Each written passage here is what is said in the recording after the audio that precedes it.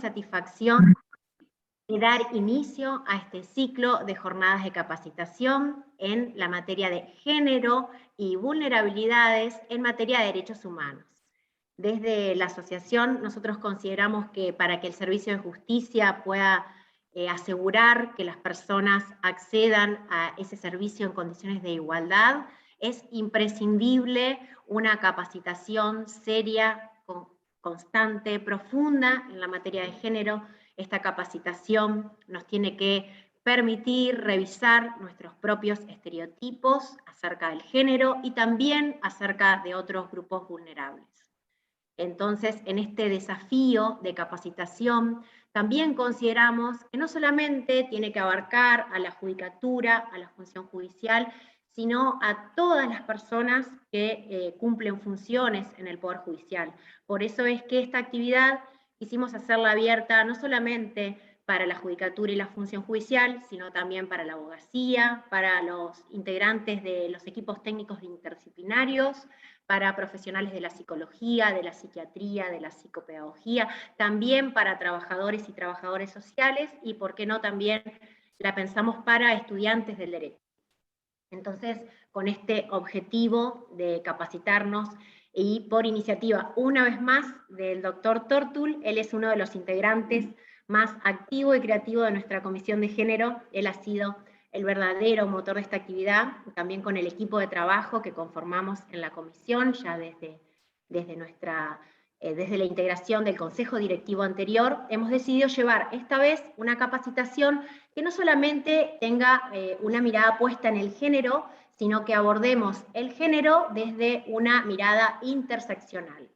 ¿Por qué? Porque necesitamos también adquirir habilidades y entrenarnos para detectar las distintas formas de discriminación, las condiciones y los factores de discriminación que afectan a las personas. Así que aprender a ver cómo estas condiciones y estos factores, cuando se interrelacionan con el género, crean formas de discriminación más profundas y que tenemos que aprender a visibilizar. Con ese objetivo es que armamos por iniciativa del doctor Tortul, esta capacitación. El primer encuentro, en el que tendremos a la doctora Isolina Dabove como nuestra expositora de lujo, va a tratar una de las formas de discriminación que es cuando se intersecta el género con otra condición de vulnerabilidad, es el tema de las mujeres mayores adultas. En el segundo encuentro vamos a ver el tema de las niñas y su vulnerabilidad. En el tercer encuentro vamos a abordar el tema de los pueblos originarios, la discriminación y el género. También queremos dedicarnos al género y la pobreza, cómo el género se intersecta y se interrelaciona con la pobreza y genera una forma de discriminación mucho más profunda, en especial en América Latina. Y en el quinto y último encuentro vamos a abordar el tema de las mujeres privadas de libertad y la protección de sus derechos. Bueno, entre los agradecimientos, desde la Comisión de Género queremos agradecer especialmente al Consejo Directivo, a su presidenta, la doctora Gabriela López Arango, quien siempre está especialmente dispuesta para todas las actividades de capacitación que queremos organizar desde esta Comisión de Género y también del resto de las comisiones que forman parte de nuestro ámbito. La amplia convocatoria que hemos tenido en esta actividad es prueba elocuente de la necesidad de capacitación que tenemos y del interés que esta temática despierta. La presentación de nuestro disertante va a estar a cargo del doctor Dardo Tortul, quien él es vocal del Tribunal de Juicios y Apelaciones de Gualeguay. Desde ya también agradecemos el auspicio y el acompañamiento del Instituto Juan Bautista Alberdi, que siempre se encuentra dedicado a la capacitación en cuestiones de género, a su directora, la doctora Susana Medina, que tenemos el gusto de contar con su presencia, auspiciando esta actividad, y a su equipo de trabajo. Les comento que al cabo de la exposición va a haber un tiempo para la formulación de preguntas, que las podemos ir anotando en el chat, y una vez que termine la exposición, las seleccionaremos en función del tiempo. Bueno, antes de continuar con el desarrollo de la actividad, quisiera que tenga la palabra la doctora López Arango, quien es nuestra presidenta. Bueno, Eh, brevemente la verdad que la que quiero agradecer especialmente soy yo, por estar acompañada por todos ustedes, que son los que organizan las actividades. Nosotros ponemos a disposición toda la tecnología, la tenemos a Virginia Galanti, que realmente es una chica extraordinaria, cómo organiza todo, la disposición que tiene, y sin duda que este trabajo se hace gracias a la colaboración de todos los que integran la Comisión de Política de Género, que tuvo su inicio ya en el mandato anterior, y que varios de ustedes lo conformaban, como era el caso de Laura sigue, pero bueno, Dardo Tortul, Gisela Schumacher, que también trabajaron mucho por la organización de esta subcomisión.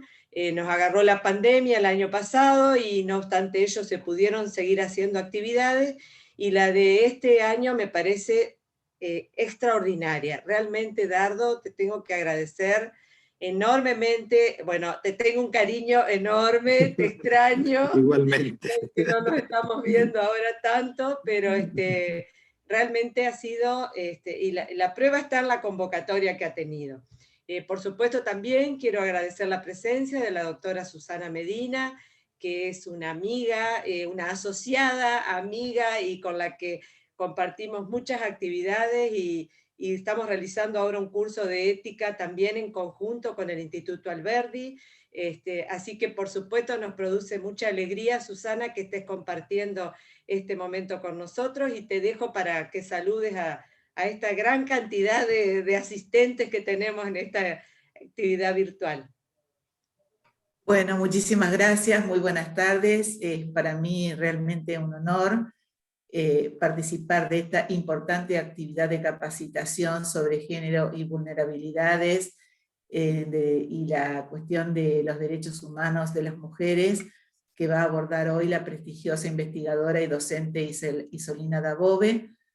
Realmente el Instituto Alberdi siente un gran cariño por la Asociación de la Magistratura y la Función Judicial, porque viene trabajando desde hace muchos años con las distintas integraciones, pero en este último tiempo creo que nos hemos acercado mucho más, hemos conversado, hemos coincidido en la necesidad de la capacitación en temas relevantes como el de la ética, el de los derechos humanos, así que la verdad es que nosotros somos los que estamos honrados, el instituto se siente honrado de participar junto a ustedes de estas actividades, y los felicito realmente a todos, al doctor Tortul, a quien conozco desde cuando éramos jueces de instrucción hace 30 años, gran guitarrero y cantor, a vos Gabriela,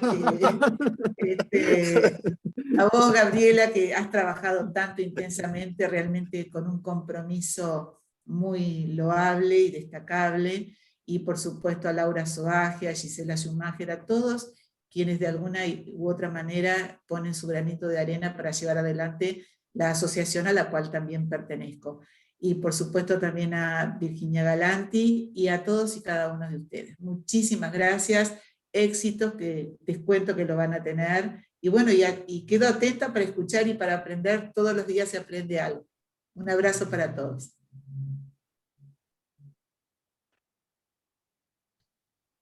Bueno, doctor Tortul, si quiere tomar usted la palabra. Bueno, acá consiguieron algo que no se consiguió nunca en mi familia, ni en los lugares que me ha tocado ejercer la función. Me quedé sin palabras. Bueno, les agradezco mucho estos elogios, pero bueno, el mérito no es mío. El mérito, yo creo que en principio de esta actividad es de Gabriela.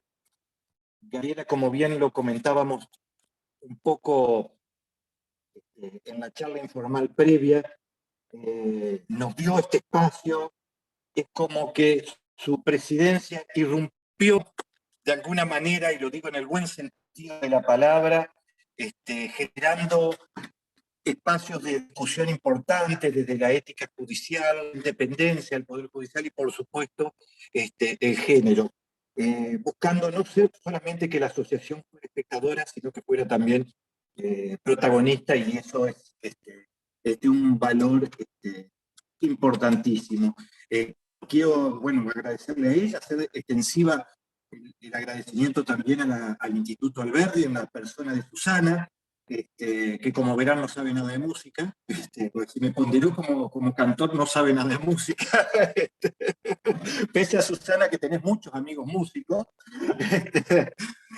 perdón por ahí esta humorada, que bueno, son los años de conocernos con ella, y no solamente de la función como juez de instrucción, sino también yo de la profesión libre cuando ella ejercía la tarea de fiscal. Además, quiero también, por supuesto, como siempre, agradecerle a Laura, a Gisela, a Noelí, a Ruth, a Simón, y creo que soy injusto en no seguir nombrando gente, toda la gente que trabaja en la Comisión de Género, en este espacio maravilloso que se ha generado en la Asociación de la Magistratura y de la Función Judicial. Cuando se pensó en esta actividad, y perdónenme, voy a traer algo del cine, lo primero que uno pensó fue en la película El curioso caso de Benjamin Button. Si mal no recuerdo, David Fincher, creo que era el director, por ahí, bueno, los memoriosos lo sabrán, porque es una historia que habla, en definitiva, pese a que se invierte la cadena natural de acontecimientos humanos, porque recuerden que el protagonista y fallece siendo un bebé. No habla sino de algo que encabeza o titula esta actividad: vulnerabilidad, fragilidad. ¿Cierto? El ser humano nace y termina sus días vulnerable. Y creo que una de las funciones, como bien lo señalaba Laura también, que tiene la motivación que tiene estas capacitaciones, son generar herramientas para precisamente nosotros como operadores judiciales efectuar las transformaciones necesarias a nivel social para superar esas vulnerabilidades. ¿Cierto? En ese sentido, es importantísimo trabajar este tema que hizo Lina, a quien quiero muchísimo, ha sido mi profesora, tiene el mérito también de aguantarme un año hablando en la clase de ella, pobre, y la elegí no solamente por su inmensa capacidad y su saber que vamos a ver que es riquísimo, sino fundamentalmente, ¿no es cierto?, vamos a ver por su pedagogía y también por su compromiso, porque ella ha transitado un tema que no es menor, que es el tema precisamente de los adultos mayores, y que creo que es casi una deuda que, al menos de mi parte, tenemos en el tratamiento de lo jurídico. Yo veía los otros días el Código Penal argentino, no tiene prácticamente casi ninguna norma en las calificantes que hay en distintos delitos en relación a los adultos mayores, por ejemplo.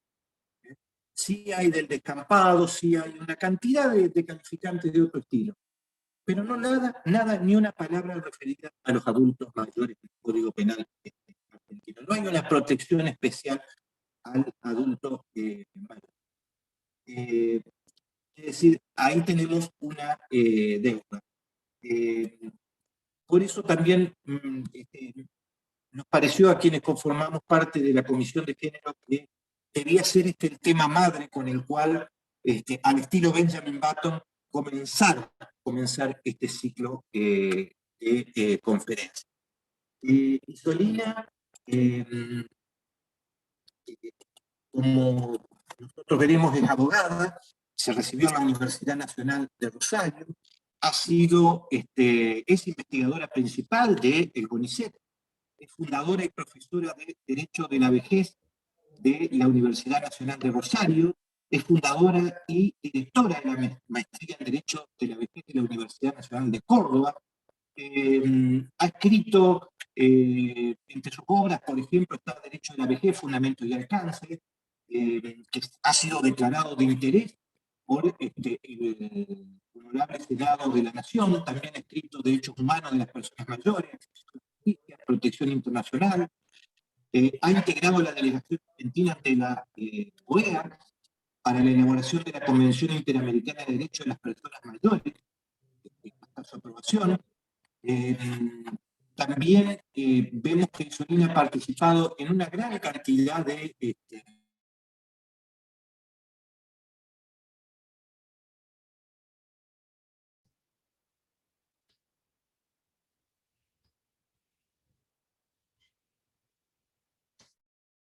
Dardo siempre se destacaba por sus preguntas, sus inquietudes, más allá de lo estándar. Así que no me extraña que desde esta comisión, en la cual está presente Dardo, se haya generado un espacio tan lindo. Asimismo, quiero agradecer y felicitar en estos tiempos tan difíciles a la Asociación de la Magistratura y la Función Judicial de la querida y hermana provincia de Entre Ríos, y al Instituto Alberdi, que está acompañando, en cabeza de Gabriela López Arango y de Susana, digo bien, Susana, ¿no? Sí, sí. Medina, exacto, y también a Laura Soaje, que integra la comisión junto con Dardo, porque efectivamente la función judicial es determinante para garantizar la calidad de vida cotidiana, la calidad de vida en relación con el respeto cierto o la restauración de los derechos vulnerados. Y más allá de la línea política a la que cada uno ascriba, como personas que venimos del derecho, no podemos más que mostrar nuestro apoyo a esta función que los honra a ustedes con una responsabilidad tan alta, insisto, como es la tarea de reparar aquellos daños que las personas sufrimos a veces, o bien poner en su lugar las agresiones cometidas, ¿no es cierto? De un lado y del otro de la balanza. Espero que este encuentro sirva no solo para hablar de género y de las vulnerabilidades, sino para que todos, todas, tomemos conciencia de la importancia del poder judicial. Insisto, esto va más allá de los partidos políticos, pero sí siento preocupación por algunas expresiones un tanto ligeras de algunas personas que son referentes del gobierno actual, que, bueno, no me parecen justas, no me parecen equilibradas, al menos respecto de las personas con nombre y apellido, como a ustedes, no a todos, pero a muchos de ustedes conozco y sé de la honradez con la cual cumplen la función.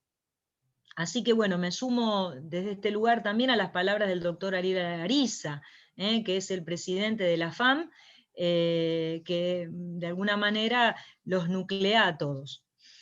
Bueno, hechos estos agradecimientos, también espero que todos los que y todas las que se inscribieron y están aquí participando, más de 245, un número muy impactante realmente, que han decidido unirse, disfruten este encuentro y además podamos dialogar.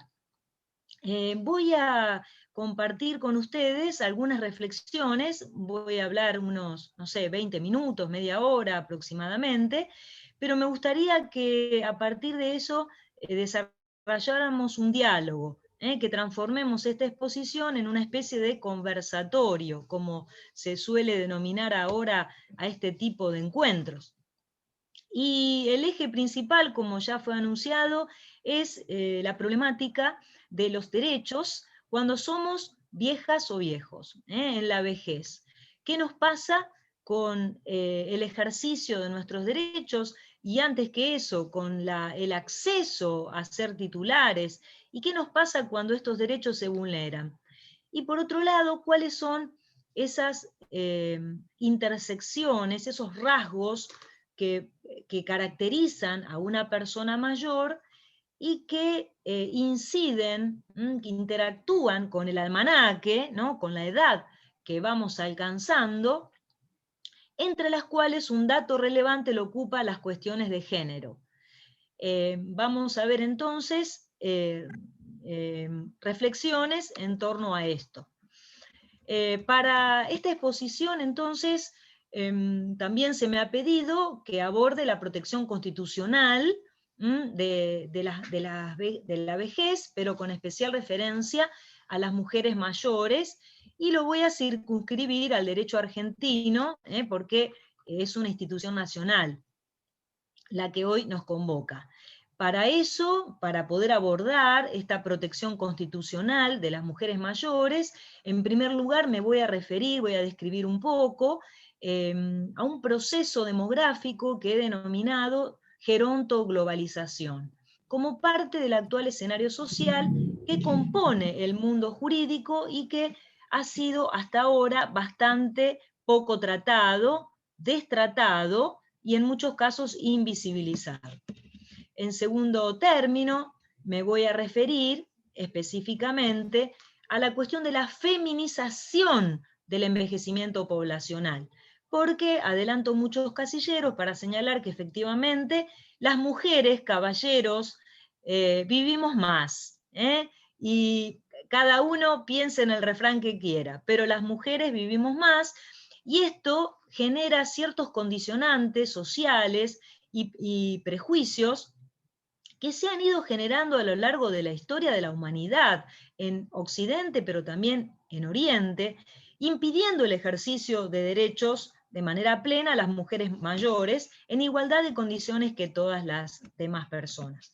Por último, vamos a recordar y a profundizar un poquito respecto a de los estándares constitucionales y supralegales en vigor en Argentina respecto de las mujeres mayores, identificando los desafíos y propuestas de trabajo al porvenir. Porque entiendo que en este espacio, como ya lo ha señalado, se ha señalado al principio, no solo hay magistrados, sino también personas que trabajan en el Poder Judicial, hay los auxiliares de justicia de otros campos, como es el trabajo social, la psicología, incluso tal vez la antropología, que también tienen mucho para hacer respecto de la construcción de una sociedad para todas las edades. Bueno, vamos al primer punto, la gerontoglobalización. ¿A qué denominamos gerontoglobalización? El envejecimiento poblacional, como les decía, ha generado un peculiar escenario social, que crece día a día, de manera sostenida, incluso ahora en la pandemia, y se expande en el mundo rápidamente. Es considerado un fenómeno global y multigeneracional que se profundizará con el tiempo, cuyos rasgos se expresan en el plano demográfico, como les dije hace un momento, pero también en el campo económico, en el área cultural y por ende en el plano de los derechos. El fenómeno es global porque se registra en todo el planeta, pero además ha provocado la coexistencia de al menos 2 generaciones de personas mayores que conviven, ¿no? Según la Organización Mundial de la Salud, entre 2015 y 2050, la proporción de personas con más de 60 años pasará de 900 millones a 2.000 millones, lo que representará en números más sencillos un aumento del 12% al 22% de la población total del planeta. Miren que ya estamos por la mitad de este proceso 2021, y reitero, aunque la pandemia ha afectado el año pasado a un gran número de personas mayores, cuando hablo de personas mayores me refiero, conforme lo que se ha establecido por consenso en el mundo, en el campo jurídico, a todas aquellas que han cumplido ya 60 años y más. Naciones Unidas estima que 1 de cada 5 personas será mayor de 60 años. y que a mediados de este siglo XXI, los porcentajes de la población mundial correspondientes a viejos y jóvenes serán iguales. Insisto, según los demógrafos, la pandemia, a pesar de que afectó a las personas mayores, todavía no ha movido la aguja de esta fantástica revolución demográfica, como hasta ahora vienen cotejando, ¿no? Incluso desde la CEPAL, que es el organismo específico que estudia los cambios en la población. Al mismo tiempo, para el 2050, decíamos, se considera que el número de personas mayores aumentará significativamente en cada continente. Por ejemplo, África cuadriplicará su población de 60 y más. Asia Occidental la cuadriplicará también, pero en los próximos 40 años, y llegará al 19%. Asia y el Pacífico pasarán del 10% al 24%, y América Latina y el Caribe, nuestra región, incrementará su población mayor de un promedio del 10% al 25%. Entre paréntesis les digo que en Chile, a donde el año pasado se hizo un censo, la población de mayores llega a más del 19% de su población total. En Europa llegará al 34%. Son números, ¿no es cierto?, que impactan, reitero, y que se van a sostener, al menos según las predicciones de la demografía, incluso en el marco de la actual pandemia. En Argentina, la esperanza de vida creció notablemente en las últimas 5 décadas. Durante 1960, más o menos la década en la que hemos nacido muchos, el porcentaje de personas mayores era de un 5,5% respecto al total de la población de habitantes. Más aún, les doy otro dato. En 1853, el año en que entra en vigor la Constitución Nacional, las personas de 60 y más abarcaban el 1,2% o 1,5% de la población mundial. Fíjense, de 1853 a 1960, este 1,2 se transformó en un 5,5, pero ya en 1991, ayer nomás, este porcentaje había ascendido a casi un 9%. En nuestro último censo, lamentablemente realizado hace mucho, en el 2010, la población mayor ya había alcanzado el 10% y hoy se supone que trepa a los 16% de la población total.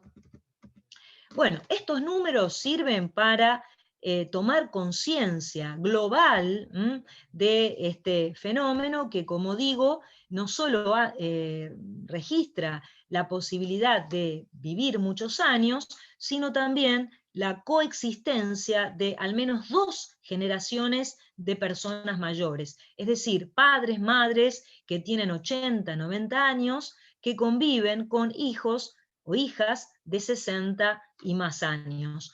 Convivencia que también llega a tribunales, por ejemplo, en demandas de alimento, que ya se han visto, al menos aquí en la ciudad de Buenos Aires, hijos de 70 años que han reclamado un varón de 70 años que le pide a su mamá de más de 90 alimentos, ¿no? Como un pequeño ejemplo. Ahora vamos al segundo eje, la feminización del envejecimiento poblacional. Entonces, una consecuencia también muy particular de este fenómeno que no se ha registrado nunca en la historia de la humanidad, que es realmente revolucionario, es el hecho de la ampliación cronológica, pero también la feminización del último estadio de vida. Cada persona podemos hoy aspirar a vivir una vejez que dura entre 20 y 25/30 años. Es la etapa más larga de la vida humana hoy, y que encima es entendida como si fuera un tramo, una etapa uniforme. Nada más lejos de la realidad adelanto, ¿no? Pero bueno, esta longevidad de la vejez, ¿no?, que dura 20, 25 años promedio, también ha dado lugar a la feminización de la longevidad, porque las mujeres morimos más tarde, hay una menor mortalidad que registrada en las mujeres de edad avanzada. En el mundo, la expectativa de vida de los varones, un promedio, todo esto que estoy señalando, es de unos 73 años. Los varones en promedio, en el mundo, ¿no? Más o menos, pueden, digamos, hacer planes hasta los 75, para hacer un número más generoso. Mientras que el de las mujeres llega a los 80 años. Para el 2050 se prevé que los hombres podrán llegar a cerca de los 80 y las mujeres a los 85. En Argentina, según datos estadísticos de la Encuesta Nacional de Calidad de Vida de los Adultos Mayores, publicada por el INDEC en el año 2014, las mujeres tenemos una expectativa de vida de unos 82 años promedio y los varones de unos 78. Más aún, es importante resaltar que en el grupo de personas de 60 hasta los 75, en el primer segmento de personas mayores, hay 1,5 mujer por varón.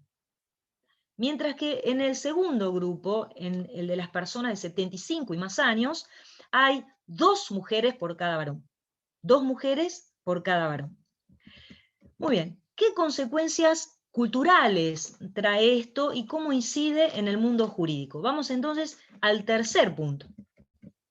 El fenómeno entonces de la feminización de las poblaciones envejecidas no fue acompañado de un proceso cultural, político ni jurídico inclusivo con respecto a las mujeres mayores. Más aún, ocurre lo contrario.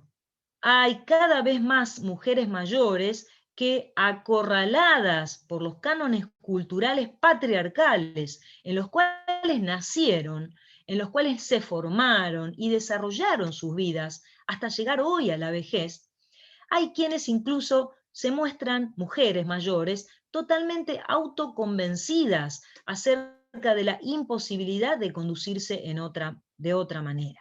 Razón por la cual es posible afirmar que vivimos en una cultura que sistemáticamente discrimina a las mujeres mayores e incluso ejerce maltrato, abusos y violencias de todo tipo sobre ellas. En 1969, el psiquiatra norteamericano Robert Butler denominó viejismo a toda práctica social de aminoración, desvalorización o exclusión de una persona mayor basada en prejuicios o estereotipos negativos sobre la vejez. Así, desde este enfoque, se justifican tanto conductas como gestos, imágenes o mensajes que asocian críticamente a la vejez con enfermedad, declive, incompetencia para resolver de manera autónoma sus propios asuntos, pasividad, inutilidad, asco, fealdad e incluso costo social. Respecto de las mujeres mayores, la discriminación se desarrolla como un fenómeno de múltiples aristas, realmente interseccional, cuyo origen es ancestral, ya que históricamente hemos podido comprobar su existencia. Como dice Séverine Auffret, una discípula de Simone de Beauvoir, las ideas misóginas han sido el resultado de una construcción elaborada en diversos terrenos: político, lírico, filosófico, teológico, poético, estético y literario, entre otros. Cierro la cita. Pero, en relación con las mujeres mayores, estos sentidos han sido alimentados también por el miedo a lo distinto, a la diversidad y a la extinción de la especie a causa de la menopausia sobreviniente. Si no, pregúntenle a García Lorca, quien, cuando en su obra Yerma habla precisamente de la angustia, la desesperación que vive esta mujer por sentirse seca al venimiento de su menopausia. Yerma, seca. Y con esto, sin sentido su vida. La desvalorización de las mujeres de edad avanzada estuvo presente tanto en el derecho romano antiguo, en la condición de alieni iuris, u objetos de derechos, que les otorgaba el derecho romano antiguo, como les decía, estuvo presente allí, tanto como en los bajísimos montos indemnizatorios vigentes en el derecho medieval, por ejemplo en el derecho germano, por los daños que las mujeres mayores pudieran padecer, como así nos recuerda Simone de Beauvoir. En los inicios de la Edad Media, fíjense estos datos tan claros y tan representativos para la función judicial, ¿no? También allí había tablitas de compensación económica. ¿Cuáles eran esas tablitas? Exigidas, por ejemplo, por el homicidio de un varón sexto, conforme al derecho visigótico. Entonces, se establecía esta tablita: 60 centavos oro por un niño de 1 año, 150 centavos oro por un muchacho de 15 a 20 años, subíamos la escala, 300 centavos oro por un hombre de 20 a 25 años, y acá otra vez descendemos, 200 centavos oro por un hombre de 50 a 65 años, 100 centavos oro por un hombre de más de 65 años, y 250 centavos oro por una mujer de 15 a 40 años, es decir, en edad reproductiva.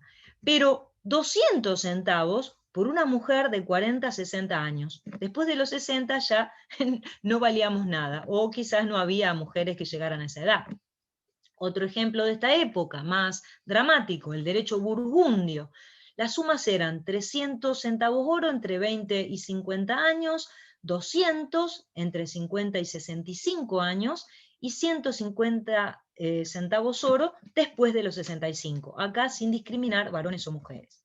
Otro ejemplo, para cerrar con estas referencias históricas del derecho y del derecho judicial.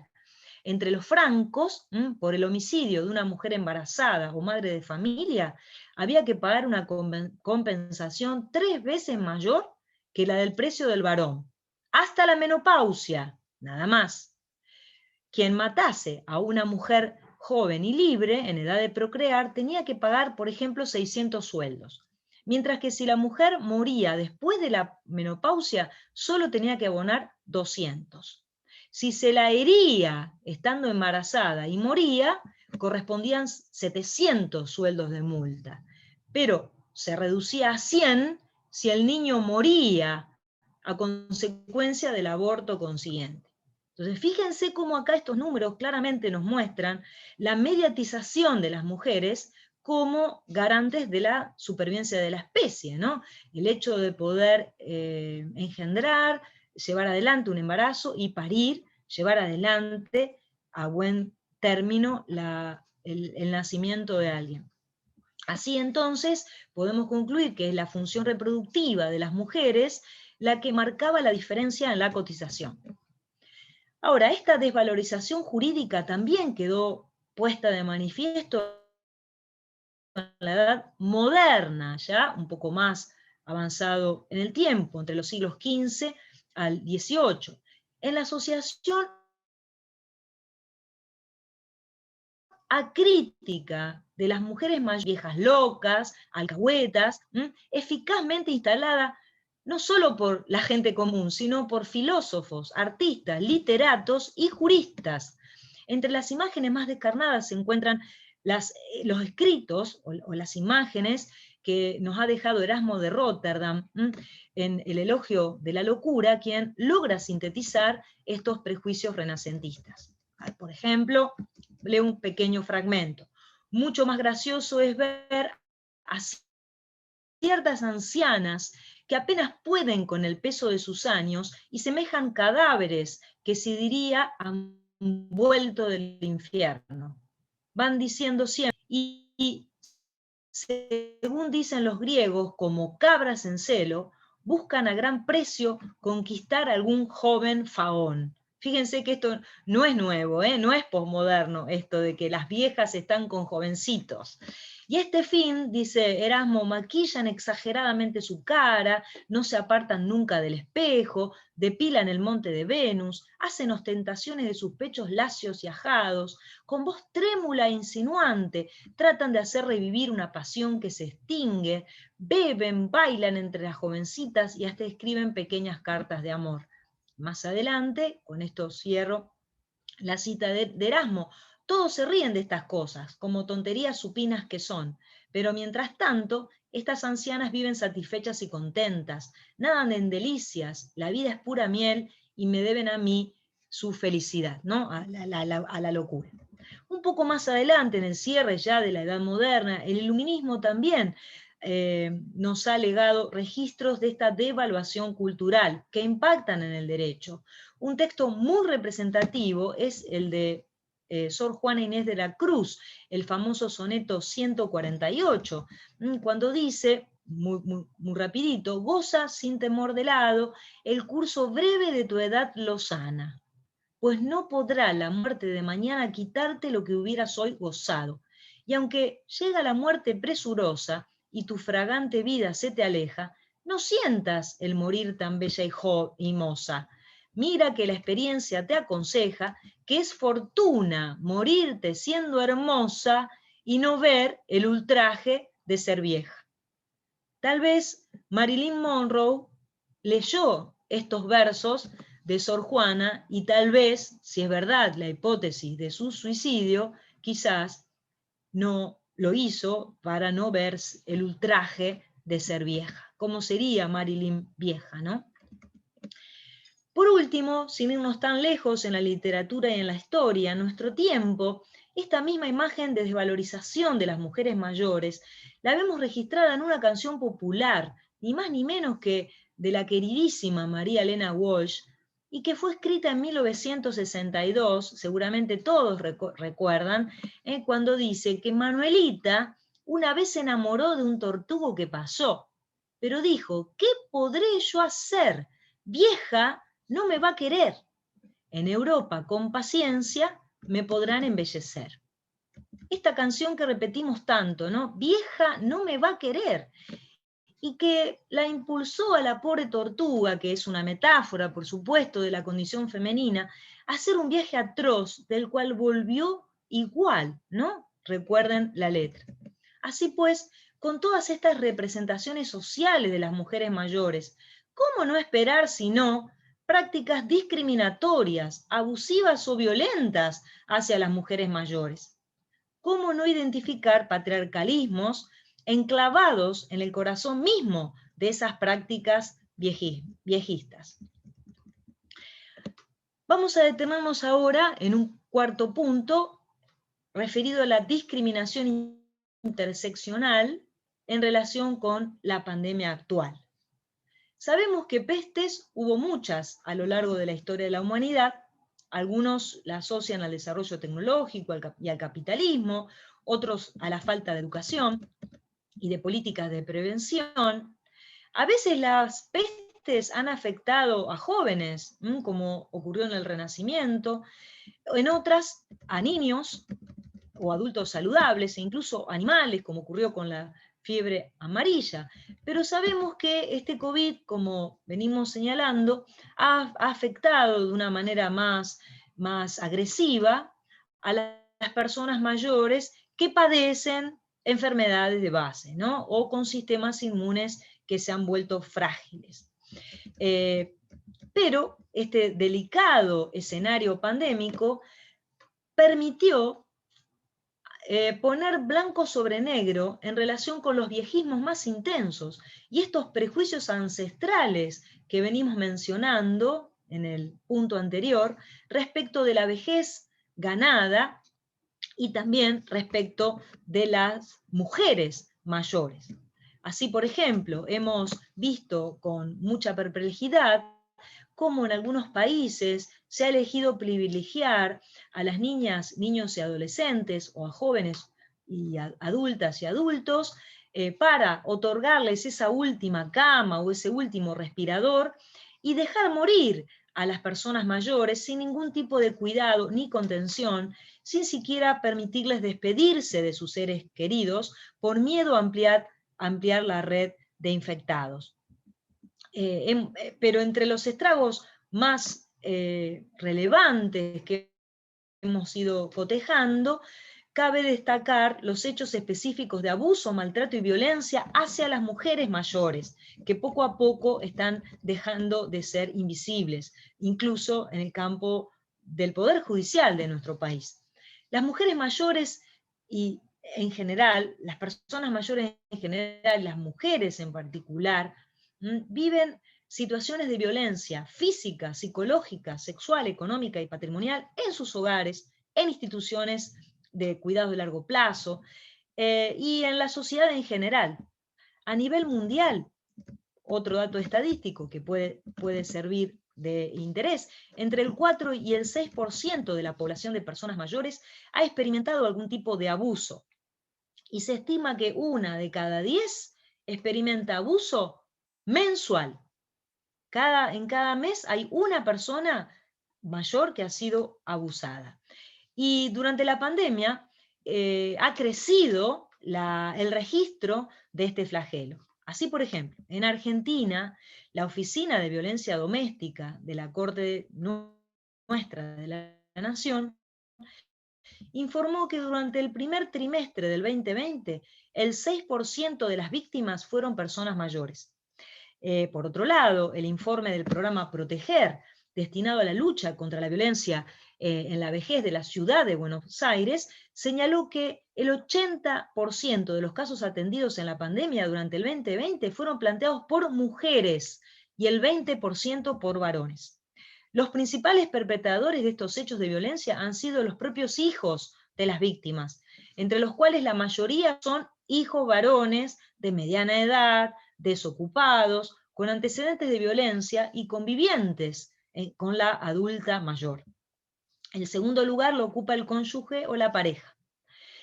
En estas situaciones, el programa Proteger observa que el 78% de los casos de violencia padecidos es de larga data. Son personas que viven esta situación desde hace 30, 40 años. Y ello hace que la violencia cotidiana se encuentre naturalizada e invisibilizada, representando un obstáculo más a sortear por la mujer mayor, antes de plantear la denuncia y solicitar las medidas de protección, tales como la exclusión del hogar o las restricciones perimetrales. Últimos datos. El informe también destaca que la dependencia de las personas mayores se acentúa en el rango etario de los de más de 80 años, lo cual incrementó en esta pandemia las situaciones de riesgo y vulnerabilidad en las mujeres mayores. Entre los victimarios encontramos que el 71% son varones y solo el 29% victimarias son mujeres. Una de las estrategias que utilizan los victimarios para perpetuar su poder es aislar a la víctima. Por ello, la proximidad física con el perpetrador, al permanecer confinados en el hogar durante la cuarentena, obstaculizó las posibilidades de acceso a recursos para salir de la situación de violencia. Por ello, el informe de la Ciudad de Buenos Aires destaca la importancia de los centros de jubilados y de las organizaciones de la sociedad civil, ya que suelen ofrecer a las personas mayores redes comunitarias a las que recurren en busca de apoyo. Otro informe relevante en este tema fue el del Observatorio de Femicidios en Argentina, Adriana Maricel Zambrano, que coordina la Asociación de la Casa del Encuentro. En el primer tramo del año pasado, hubo 11 homicidios por razones de género cuyas víctimas fueron mujeres mayores de 60 años. Bueno, esta realidad social que ya está siendo registrada por los tribunales de nuestro país, cuenta hoy, por suerte, con un buen respaldo de estándares constitucionales argentinos y del derecho internacional de los derechos humanos, sobre los cuales ahora voy a pasar revista para ir cerrando esta exposición. La feminización del envejecimiento poblacional en el mundo ha puesto en crisis las condiciones de vida personales, familiares y obliga a identificar y registrar las nuevas necesidades y demandas de este sector social, como dijimos, en franco crecimiento. En el ámbito del derecho constitucional argentino, recordemos que se encuentran en vigor herramientas jurídicas de lucha contra la discriminación interseccional que vive una persona por ser mujer y mayor. Entre ellas, cabe recordar lo dispuesto en la primera parte de nuestra Carta Magna, junto a los estándares convencionales específicos sobre la mujer establecidos en los tratados que forman parte del bloque de constitucionalidad. Así, solo a título de repaso, recordemos que conforme al artículo 75, inciso 22 de nuestra Constitución, componen este bloque la Declaración Americana de Derechos y Deberes, la Declaración Universal, la Convención Americana sobre Económicos, Sociales y Culturales, el Pacto de Derechos Civiles y Políticos, la Convención sobre la Prevención y Sanción del Delito de Genocidio, la Convención Internacional sobre la Eliminación de todas las formas de discriminación racial, de eliminación de todas las formas de discriminación contra la mujer, la Convención contra la Tortura y otros tratos o penas crueles, inhumanas o degradantes, la Convención sobre los Derechos del Niño, en las condiciones de vigencia, por supuesto, de esta Constitución. Pero también a esto hay que sumarle la Convención Internacional de Discapacidad, que ha adquirido ya rango constitucional. Asimismo, el artículo 75, inciso 23, dispone la obligación del Congreso Nacional de trabajar para garantizar la igualdad de oportunidades y de trato a niños, mujeres, enfermos, discapacitados y ancianos. Lo estoy diciendo literal al texto de la Constitución. Más aún, bajo estas coordenadas, en Argentina se fueron desarrollando importantes legislaciones nacionales y provinciales que reconocen de manera integral los derechos de las mujeres, aunque sigue faltando, a mi criterio, el enfoque gerontológico para hacer visibles los problemas propios de las mujeres mayores, que son diversos a los de las niñas, jóvenes y adultas. Este entramado constitucional debe ser completado con las disposiciones de la Recomendación General 27 de la CEDAW, la Convención de Eliminación de la Discriminación contra la Mujer, recién elaborada en el año 2010, que incorpora recién en el 2010 a la problemática de las mujeres mayores. Por otra parte, en el sistema interamericano entró en vigor la Convención Interamericana sobre la Protección de los Derechos Humanos de las Personas Mayores en el año 2015, y hasta este año este tratado cuenta con 8 estados parte, entre los cuales está Argentina, si quieren luego podemos profundizar, y ya ha logrado media sanción en el Senado para otorgarle jerarquía constitucional. Esta Convención Interamericana es pionera en el mundo, ya que por primera vez contamos con un instrumento jurídico internacional que reconoce de manera amplia e integral derechos y deberes referidos a la vejez, y además lo hace con un explícito enfoque de género.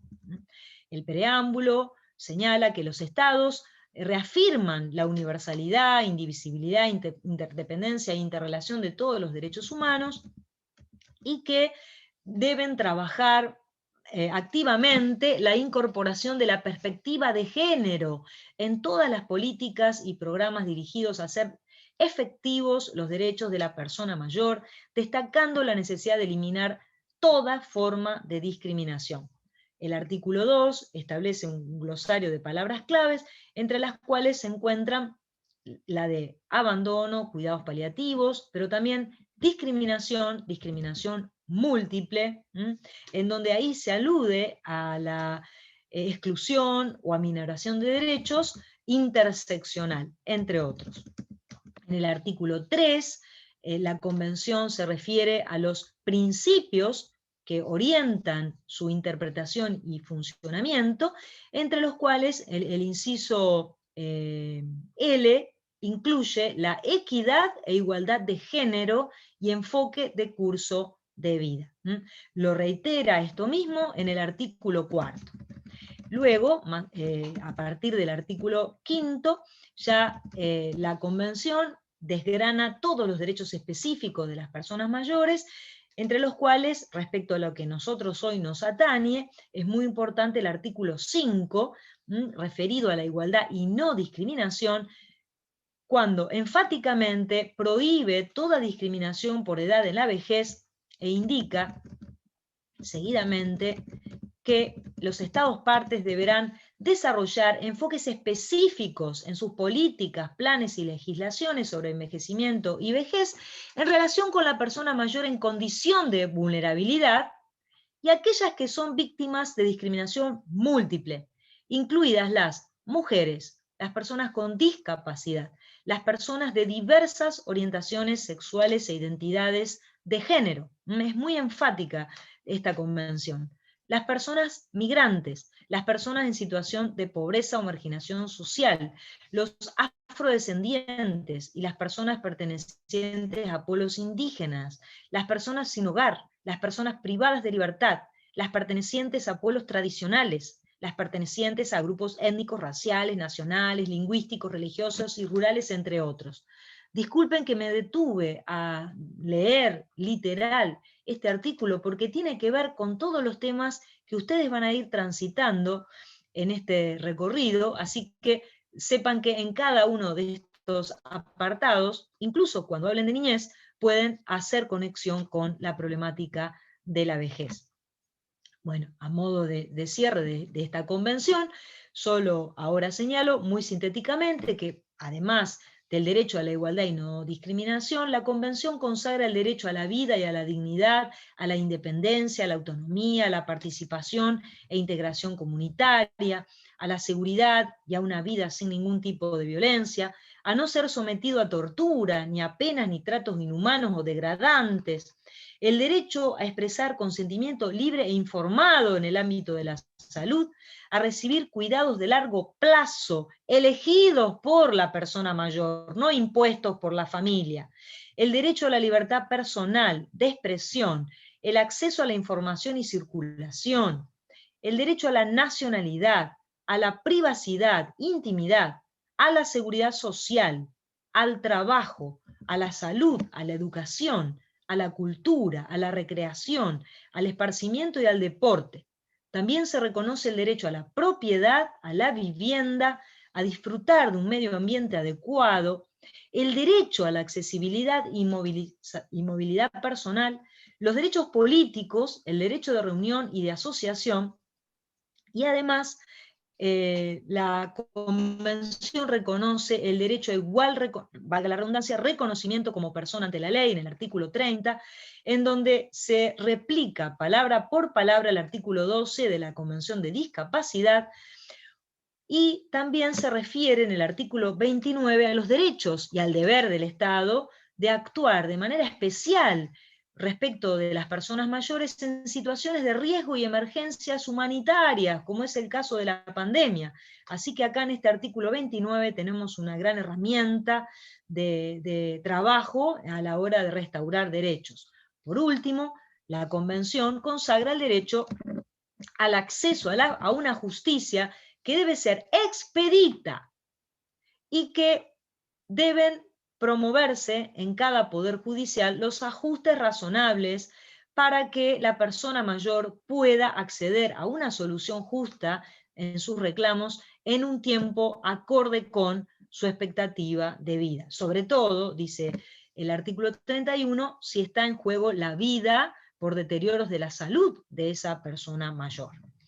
Bueno, más adelante se establece la posibilidad de interponer, agotada el reclamo interno, denuncias, peticiones y denuncias ante la Comisión Interamericana de Derechos Humanos y llegar así a la Corte Interamericana de Derechos. Ya hay 2 fallos de la Corte Interamericana en la que ella ya se ha pronunciado acogiendo los estándares de la Convención y ha dicho ya que las personas mayores tienen hoy una doble protección o protección reforzada. Para terminar, los desafíos. La pandemia, como dijimos, ha puesto de manifiesto las contradicciones más básicas de nuestra cultura en torno a la vejez y a las mujeres mayores.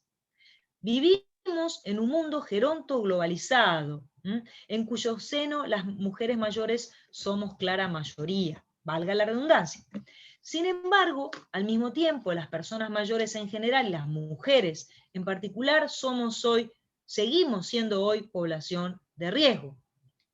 En el continente americano se ha elaborado y se puso en vigor esta convención que mencionamos, pero en la práctica jurídica, la práctica de nuestros derechos, dista mucho de haber asimilado estos estándares a causa, a mi criterio, de los viejismos y patriarcalismos naturalizados en la vida cotidiana.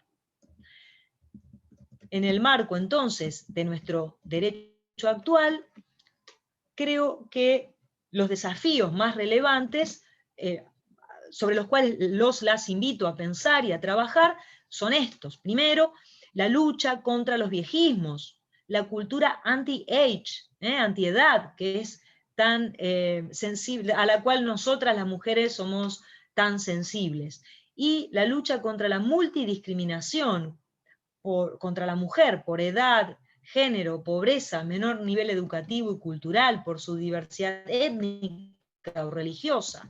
La lucha o el fortalecimiento respecto a las situaciones de vulnerabilidad por falta de autonomía personal, por minusvaloración cultural de las mujeres ancianas, sobre todo a partir de la menopausia que afecta su capacidad reproductiva. Hay que luchar contra la afectación de la independencia y la autorrealización, es decir, contra la imposibilidad de muchas mujeres mayores de ejercer por sí mismas sus derechos y deberes, disponer de su propio cuerpo, ejercer sus derechos sexuales, también en la vejez, respeto por la intimidad, buen nombre, honor, dignidad, como en otras etapas de la vida. La lucha contra el abuso, el maltrato y la violencia, por ser mujeres viejas en mayor número. La lucha, apoderamiento de sus bienes por parte de familiares o personas allegadas, como consecuencia de estos viejismos y patriarcalismos. La lucha contra los obstáculos que impiden el ejercicio de derechos maritales y familiares, ¿no? El derecho a casarnos o a enamorarnos o a vivir en pareja como querramos. La lucha por las faltas de espacios para la participación política y ciudadana. La lucha contra la mayor carga de tareas de cuidado que pesa sobre las mujeres, y muchas son mujeres mayores, abuelas, madres, parejas, sin reconocimiento alguno, ni siquiera remunerativo. La asistencia y los cuidados siguen siendo lamentablemente considerados típicamente femeninos. La lucha contra la falta de reconocimiento social de la productividad de las mujeres mayores. La carencia de mecanismos de acceso a la justicia consistentes. En esto hay que trabajar mucho y ustedes tienen en sus manos el espacio adecuado. Estamos, pues, como síntesis y cierre, a las puertas de un nuevo paradigma. Ha llegado entonces el momento de asumir, primero, la diversidad, segundo, la vejez, y a partir de una cultura jurídica basada en el principio de la esperanza, podamos construir una sociedad incluyente para todos, para todas. Ha llegado, en suma, el momento de salir del encierro de los mitos y prejuicios viejistas y patriarcales y de entregarnos activamente al proceso de este devenir al que cada uno de nosotros pertenecemos. Nada más, muchas gracias por escucharme y quedo abierta al diálogo. Ay, espero que se haya... No me digas que se cerró. Isolina, Sí. Isolina, excelente. ¿Sí? La disertación, la verdad, una claridad, una contundencia en los conceptos que fuiste desarrollando, y nos encanta cómo fuiste vinculando las distintas formas de discriminación que sufren las mujeres, en especial, o en este caso, las mujeres adultas mayores. La verdad que que nos encantó tu disertación y te agradecemos. Una de las solicitudes acá en el chat fue si podías referir, si las recordás, a las carátulas de los fallos de la Corte Interamericana, que dijiste que había 2 sobre la protección reforzada de las mujeres mayores. Si las recordás, sería bueno. Sí, Laura, muchas gracias. En realidad no son sobre mujeres mayores. Las víctimas eran 2 varones, pero lo traigo a colación porque es la primera vez que la Corte dijo, son los 2 únicos casos que la Corte ha podido resolver.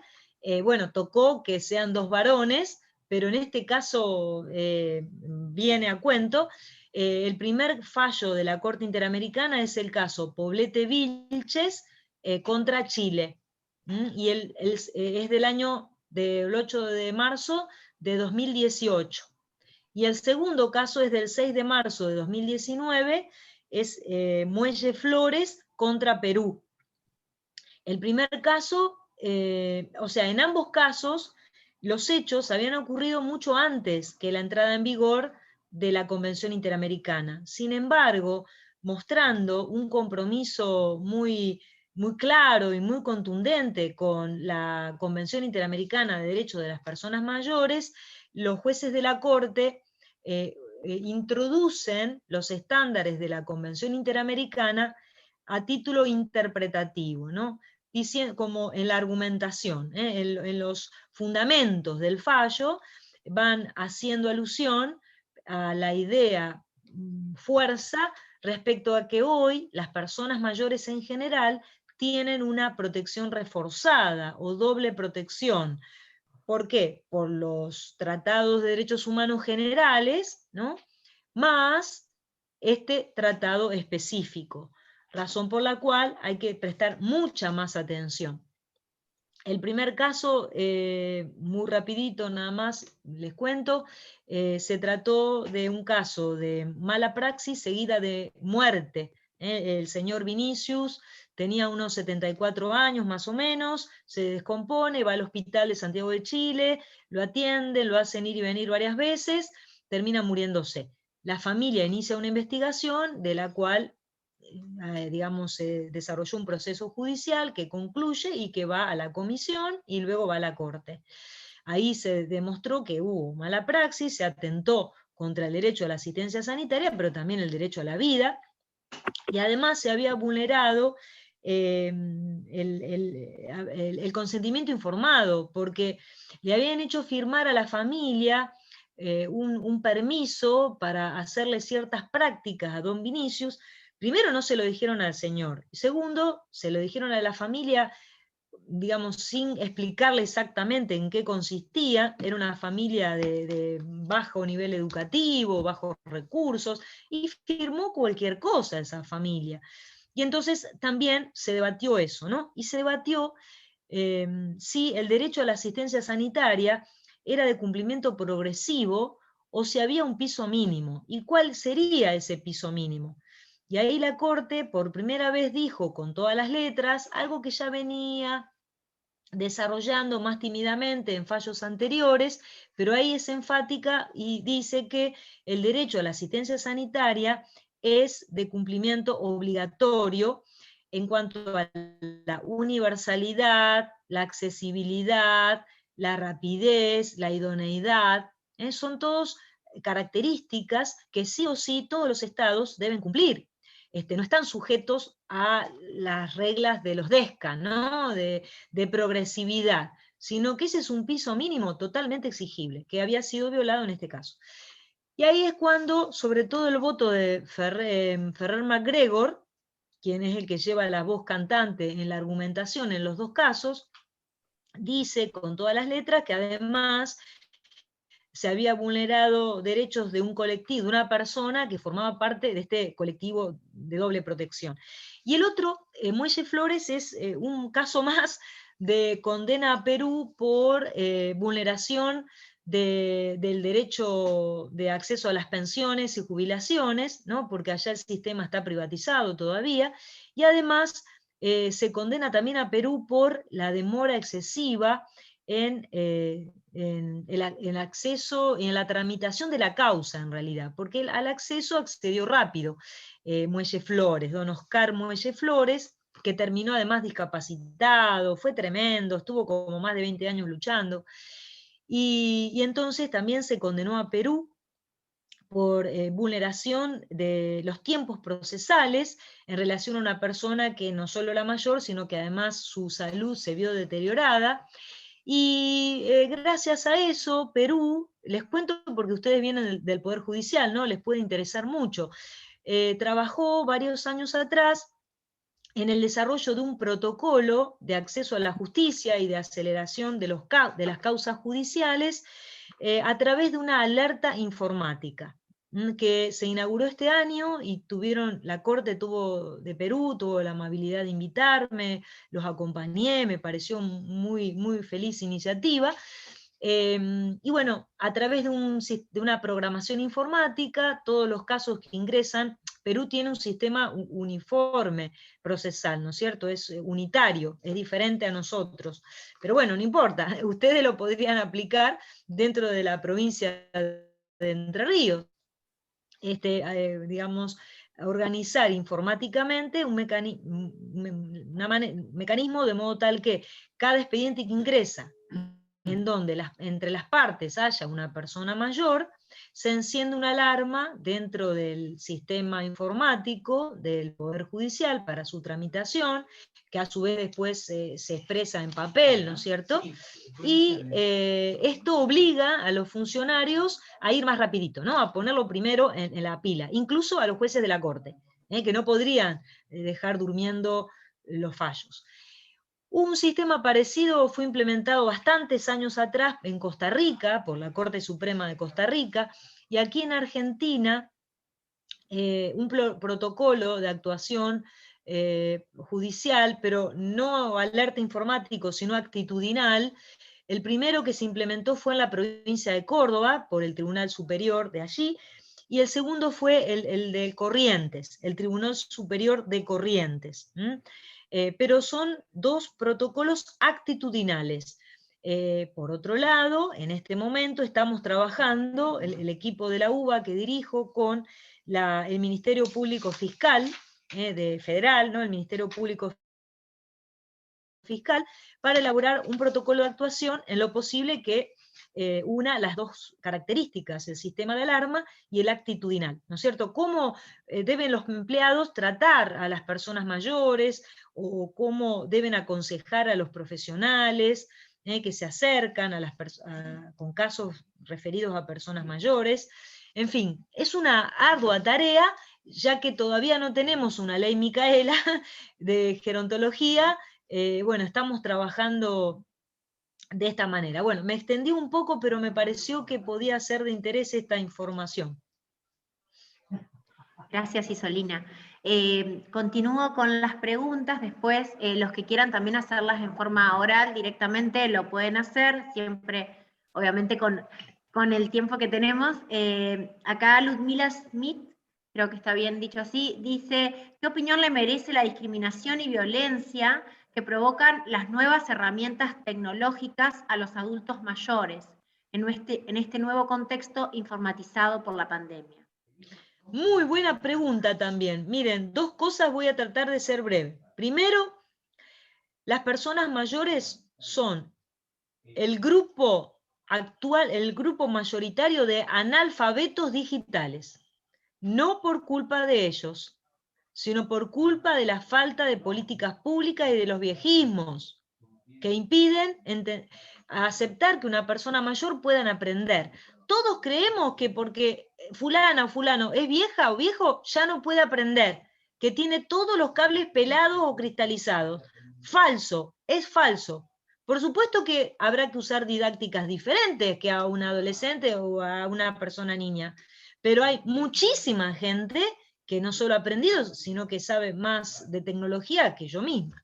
Entonces, por un lado, la pandemia puso en evidencia el analfabetismo digital y acá hay una violencia institucional por falta de políticas públicas, una violencia estatal, ¿no?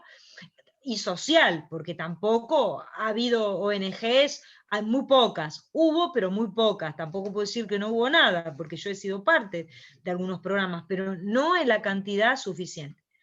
Por otro lado,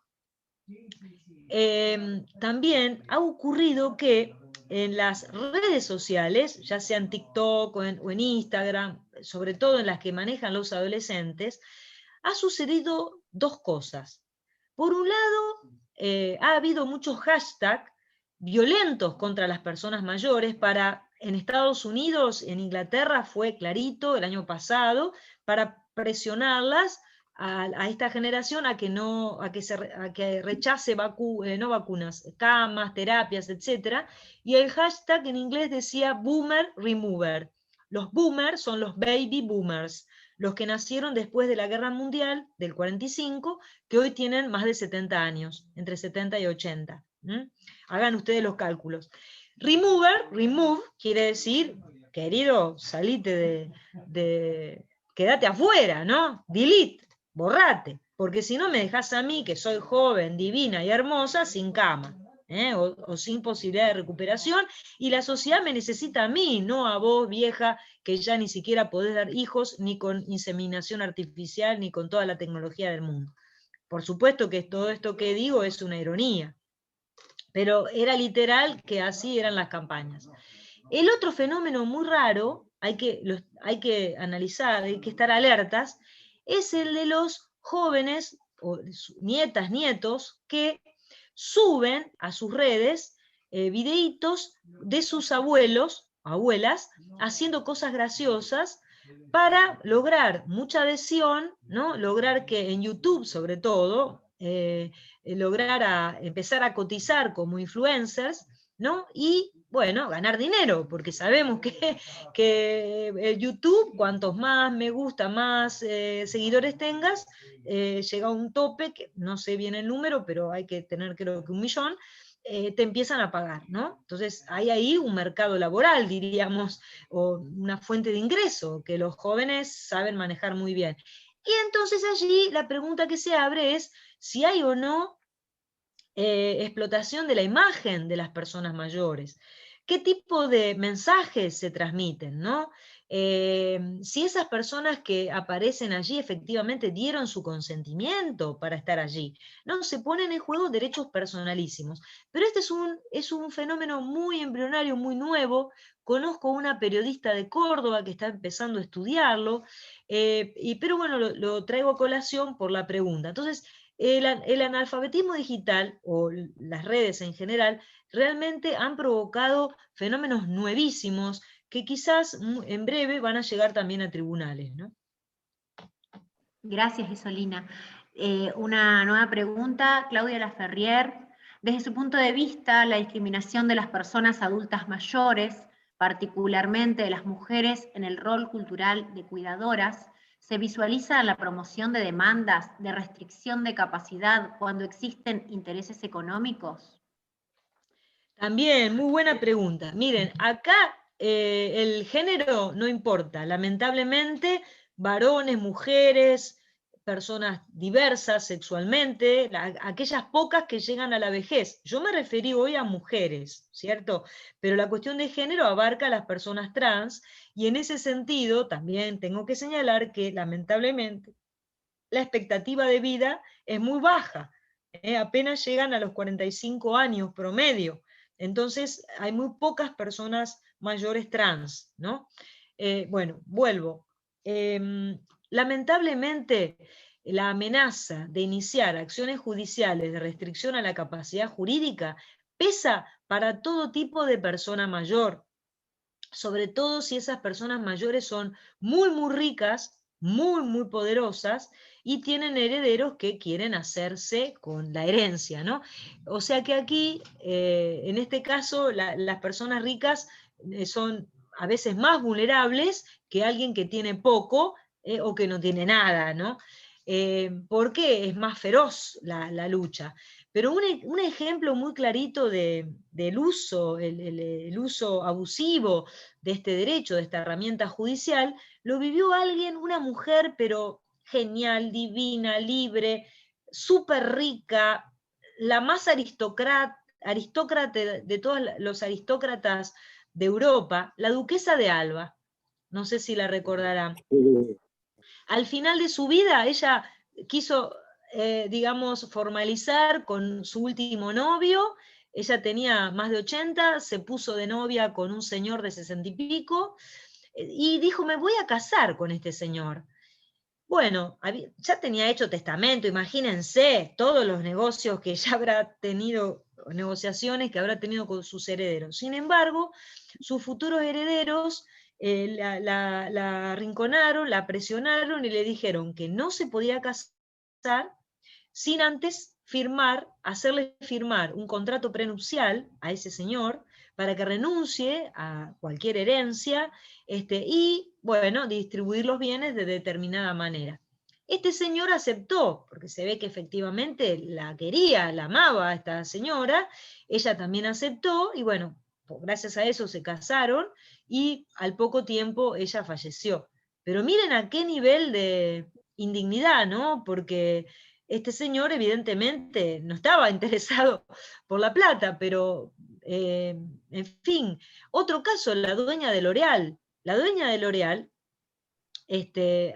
fue también víctima, digamos, al principio yo entendí que era víctima. Después, muchos años después, me parecía que no, pero les cuento, la única hija de la dueña de L'Oréal, le inició en Francia una acción de restricción a su capacidad jurídica bajo la excusa de que estaba haciendo gastos enormes desde que se había puesto de novia con un joven periodista, tenía 47 años más o menos el muchacho, y ella habrá tenido, no sé, 70, autos lujosos, departamentos, la dueña de L'Oréal, gente, ¿no es cierto?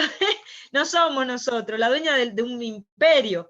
Bueno, le habrá regalado chucherías, digo yo, a título, en el marco de ella. Bueno, la hija, muy preocupada, le inicia un juicio de restricción.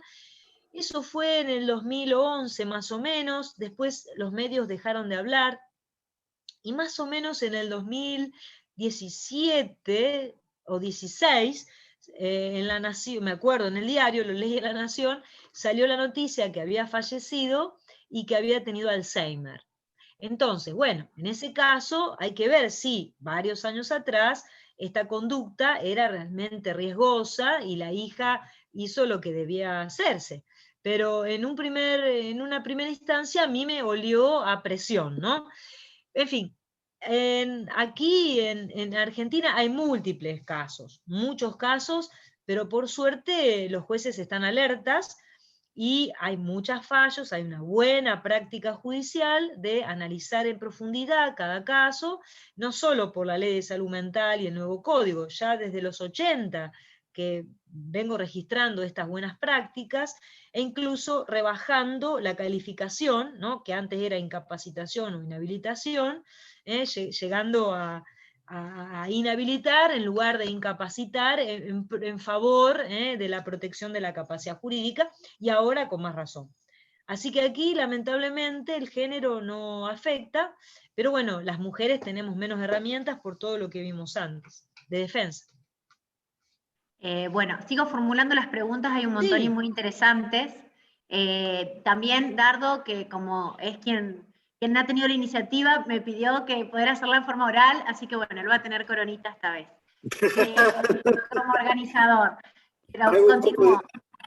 Acá hay una pregunta de la doctora Fabiana Sosa, quien es especialista, una abogada especialista en cuestiones de género, y nos pregunta, ¿cómo cree que ha influido todo lo que ha relatado en la elaboración de nuestras normas, y por dónde comenzaría si tuviera que sugerir un comienzo en este proceso de transformación cultural y transversalización de la perspectiva de género atravesada por la cuestión de edad? También, muy buenas preguntas, qué lindo auditorio. Bueno, las viejas, me voy a incluir, hemos estado silenciadas, muteadas, mucho más que las mujeres de otras etapas de la vida.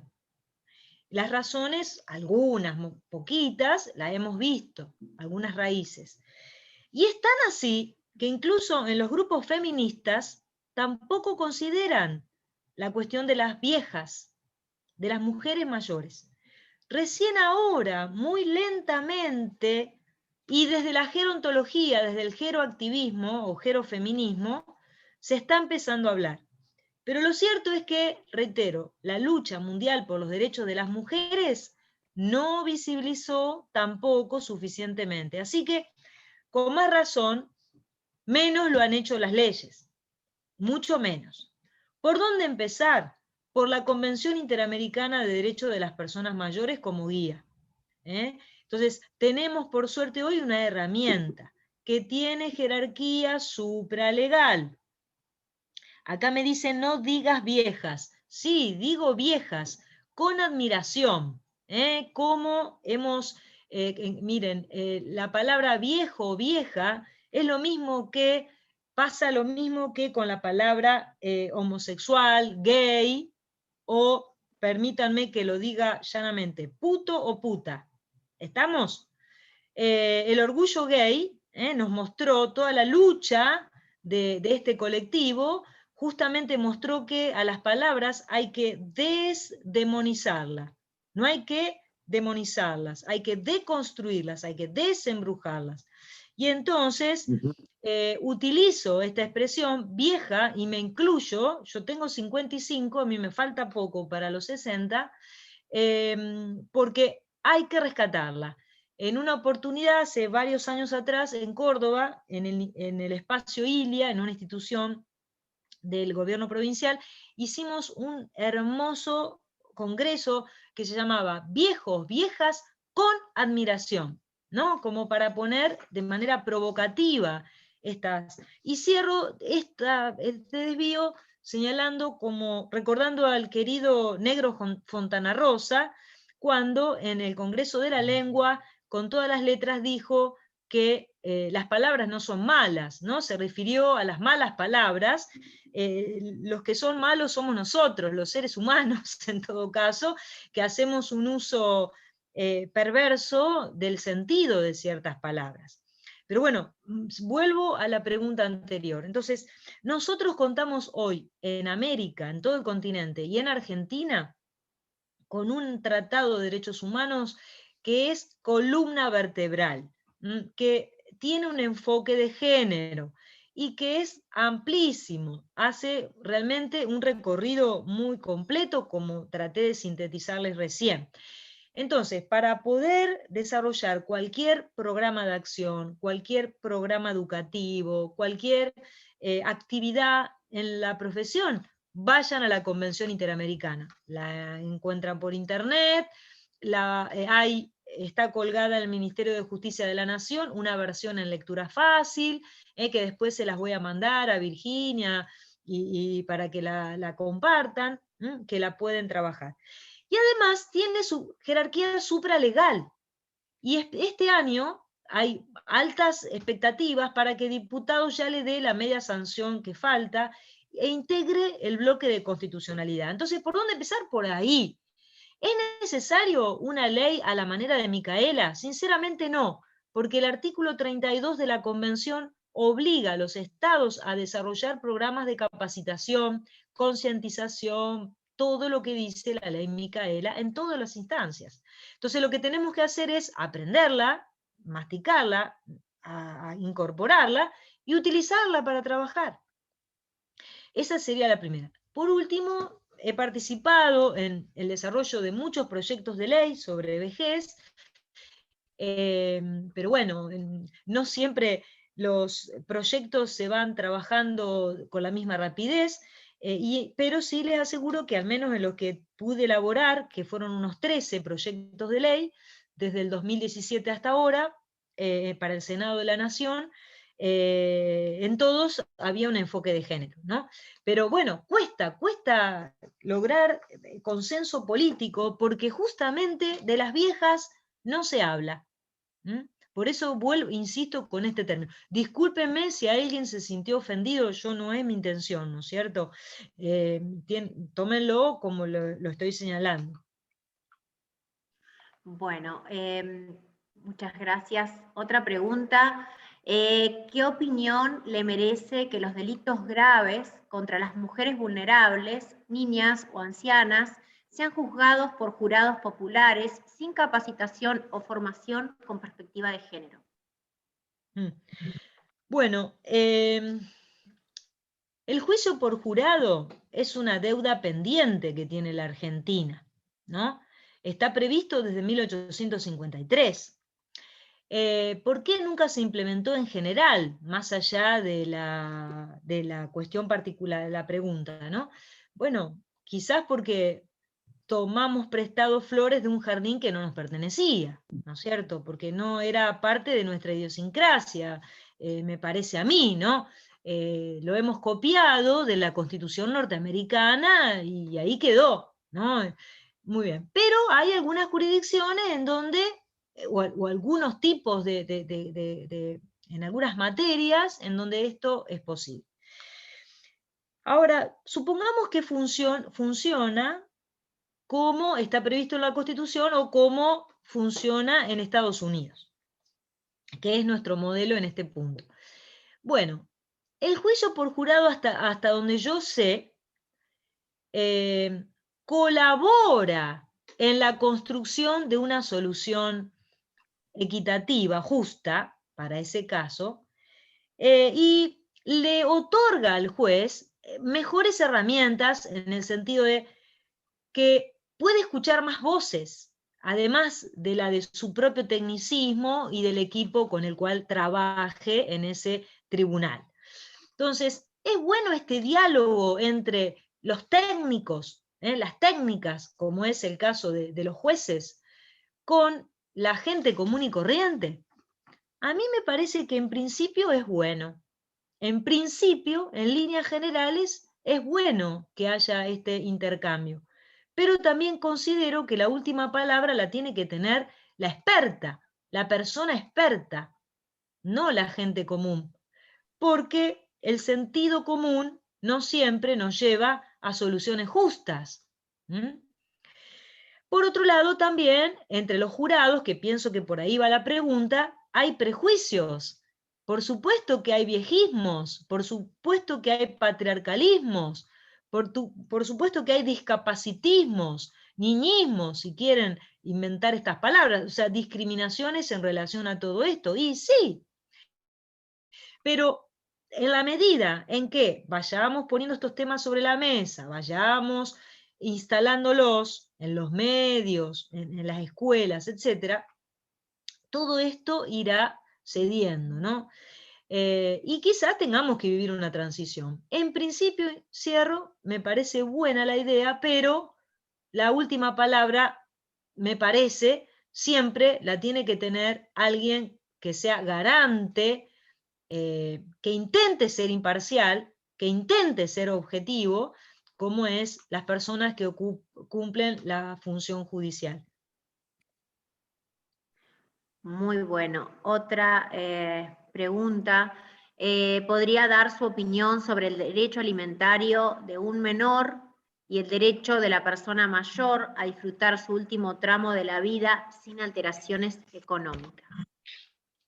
Gracias.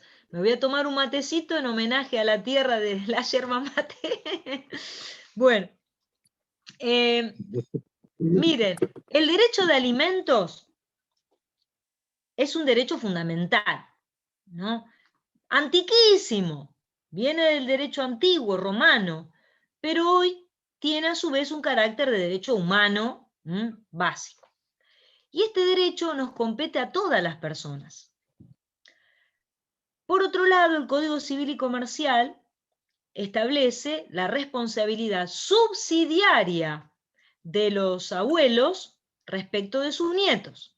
Voy a hablar normal para hacer más rápido, pero siempre con enfoque de género.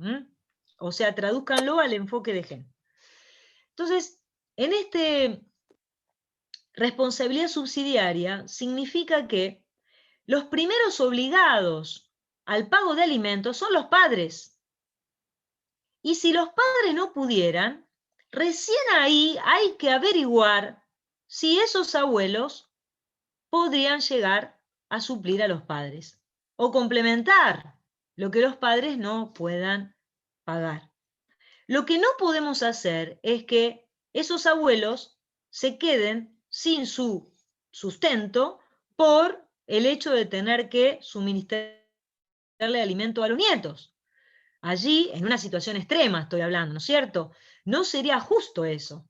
En ese caso, tal vez, si, a ver, cada caso es un mundo, estoy imaginando, hablando en voz alta, ¿no? Pero en principio, como regla, hay que subrayar lo que dice el Código Civil y Comercial, que es acorde con esta armonización de los derechos fundamentales de dos grupos vulnerables o en situación de vulnerabilidad. Entonces, el derecho de alimentos lo tienen todas las personas. Los abuelos tienen el deber de carácter subsidiario. Por lo tanto, no podríamos ir en primer lugar contra ellos. Primero hay que ir a los padres. Si los padres no pueden, o lo que puedan los padres, y luego como un complemento. Y o bien, si los abuelos tampoco puedan, buscar en los colaterales. O otras personas, incluso en la familia política, que hoy el Código Civil y Comercial también nos responsabiliza a los hijos de nuestras parejas, o incluso a los nietos de las parejas. También la familia política es responsable. Muchas gracias. Bueno, me queda, según lo que veo, tal vez me falta alguna pregunta. Bueno, puntualmente, si podés recordar por las dudas, porque hay una persona que la solicita, el nombre del tratado al que referiste. Si podés mandar los fallos de la Corte Interamericana, tal vez a Virginia, para que los reenviemos. Hay una pregunta del doctor Ponce, y bueno, también va a ser su pregunta en forma oral el doctor Tort.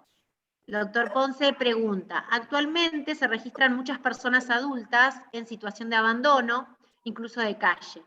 Resulta difícil conseguir familiares que se responsabilicen por ellos y ellas, e instituciones geriátricas públicas que los o las contengan. Generalmente, por la falta o ausencia de políticas públicas que protejan sus derechos, las mismas terminan en establecimientos de salud mental.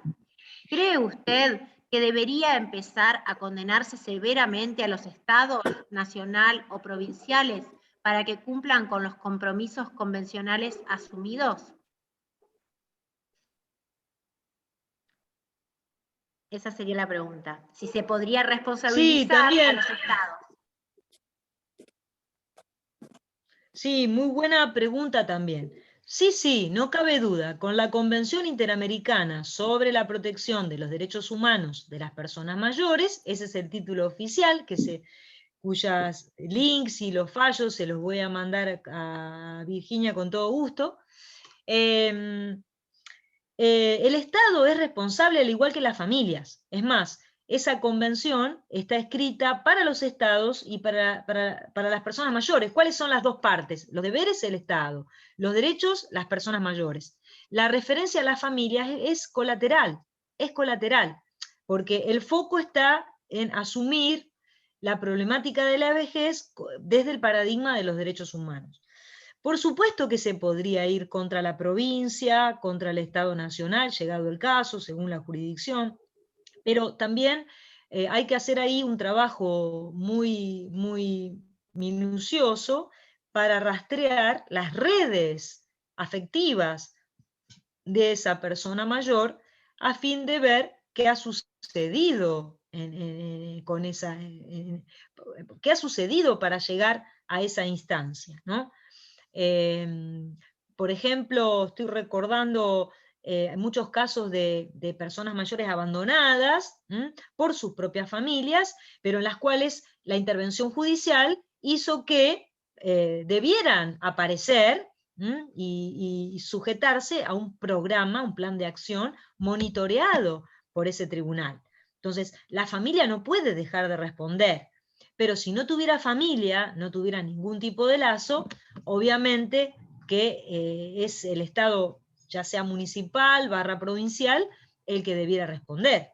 En general, en la pregunta decían que en general las personas terminaban en psiquiátricos. Bueno, miren, esto depende de la provincia a la que nos estemos refiriendo, porque la Ley de Salud Mental Nacional, primero, obligó a desmantelar los psiquiátricos, con lo cual todas las provincias, porque se han adherido, es una ley de orden público, pero tienen que adherirse, tienen que también hacer un plan de desarticulación de los psiquiátricos, para que queden solo los estrictamente necesarios. Entonces, lo más probable es que no vayan a un psiquiátrico, lo más probable es que vayan a los geriátricos, que terminan funcionando como psiquiátricos. ¿Y esos geriátricos de quiénes son? Y en general son geriátricos provinciales o municipales. Por ejemplo, en Rosario hay un geriátrico provincial enorme, como para 500 personas, 300 personas seguro, y terminan ahí los que están en la calle, pero termina, ya les digo, finalmente funcionando como psiquiátrico, pero no debería ser. Entonces, sí, es el Estado provincial. La respuesta es esa. Ahora, ¿quién se va a animar a hacer una causa judicial que condene al Estado provincial si esa persona no tiene familia, no tiene... Ahí son muchas veces los directivos de ese establecimiento los que tienen que activar, ya sea la pensión graciable o una pensión no contributiva, si esa persona no tiene ningún bien. Van a ser los directivos los que tienen que ir tramitándole un lugar a donde finalmente residir, si se trata de un hospital.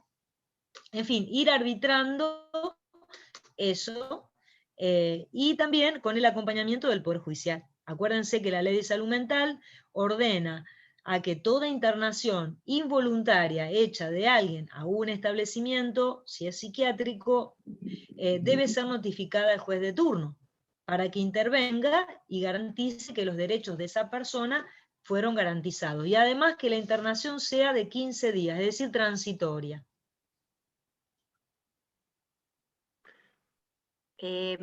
Muchas gracias por la información. Acá apunto que me comenta Leonora Slavin, que es una jueza de Mar del Plata, laboral, a quien quiero mucho, me dice que hayan agregado los resúmenes de los fallos de la Corte en el chat y desde ahí se pueden bajar. Bueno, en este momento le vamos a dar la palabra al doctor Tortul para que formule su pregunta en forma oral.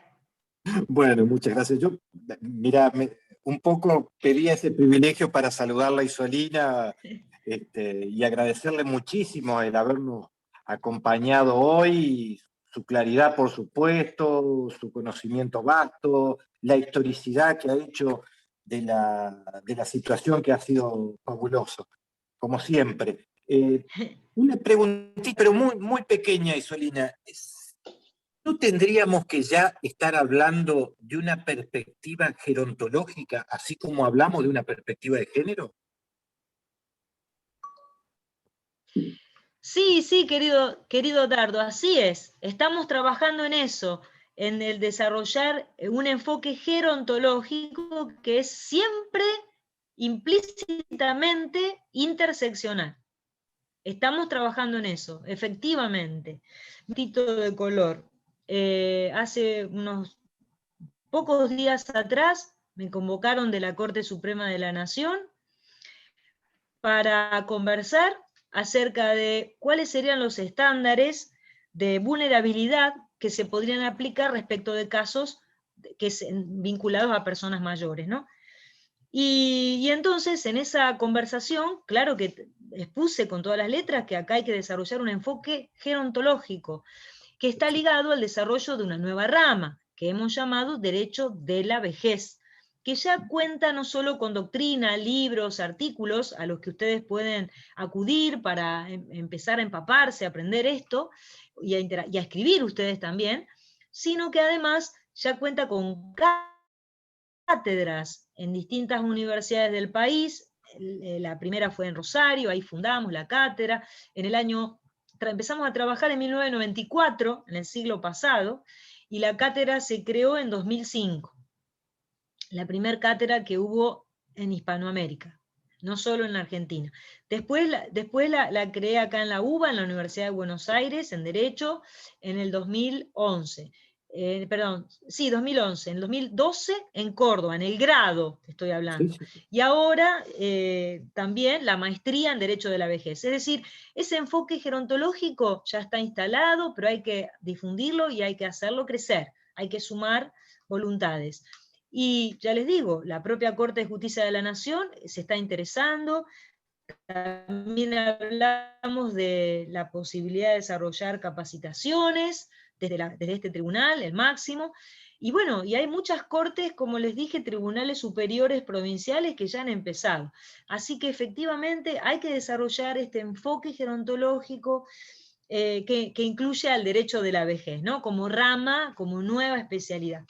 Así que gracias por la pregunta, querido Dardo. No, por favor, por favor. Gracias a vos. Isolina, hoy había pensado una pregunta y después hiciste una referencia vinculada con ello. Pensaba en lo que demoran lamentablemente los procesos judiciales, por más que pongamos todo de nosotros, la verdad que hay mucho por avanzar.